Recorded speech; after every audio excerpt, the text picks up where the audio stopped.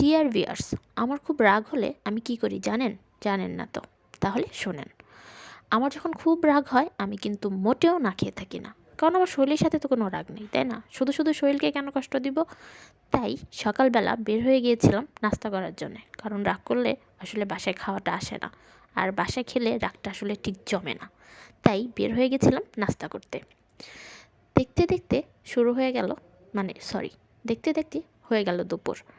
লাঞ্চের টাইম, চলে গেলাম একটা রেস্টুরেন্টে গিয়ে দেখছিলাম কী দেয়া যায়। এখানে আমার মতো আরও অনেকেই আসছে, যদিও তারা আসলে আমার মতো রাগ করে আসেনি।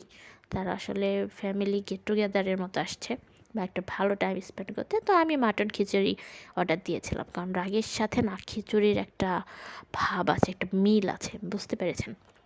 তো যাই হোক, আমার খিচুড়ি, আমার সালাদ চলে আসছে। দেখতে বেশ ইয়ামি লাগতেছে, তাই না? তো সামনে একটা প্লেট ছিল, প্লেটে হচ্ছে আমি কিছুটা খিচুড়ি নিয়ে নিলাম, কারণ ওয়েল ম্যানার্ড আমি বোঝাতে হবে তো, তাই না? ভিতরে যে রাগ আছে, ক্ষোভ আছে, এগুলো তার মানুষকে দেখানো যাবে না, তাই না? ওটা তো শুধুমাত্র নিজের। তো যাই হোক, আপনারা দেখতে পাচ্ছেন আমার এইখানে মাটন খিচুড়ির মাটনটা দেখা যাচ্ছে। ভালোই, মোটামুটি টেস্টি ছিল। তো যাই হোক, আমি যেহেতু রাগ করে আছি, আমি যেহেতু একটু ডায়েটেও ছিলাম, সেহেতু আমি কোল্ড ড্রিঙ্কস খাবো না, আমি বোরহানি নিয়েছিলাম। আর আমার খিচুড়ি প্রায় শেষের দিকে, ভেবেছিলাম পুরোটা খেতে পারবো না, কিন্তু দেখলাম যে না, রাগের মাপে আমি বেশ ভালোই খেয়ে ফেলেছি, পুরোটাই পারবো। তো এই হচ্ছে আমার বোরহানি ছিল। বোরহানিটা মোটেও আসলে খুব একটা ভালো লাগে নাই আমার কাছে, তারপরও কি আর করা। তো দেখতে দেখতে অনেকটা বিকেল হয়ে গেল। চিন্তা করলাম হালকা একটা স্ন্যাক্স হলে ভালো হতো। তো সামনে দিয়ে যাচ্ছিল পপকর্ন, কিনে ফেললাম পপকর্ন। আর এখানকার লোকাল আইসক্রিম ট্রাই করার সুযোগ হয়ে গেল।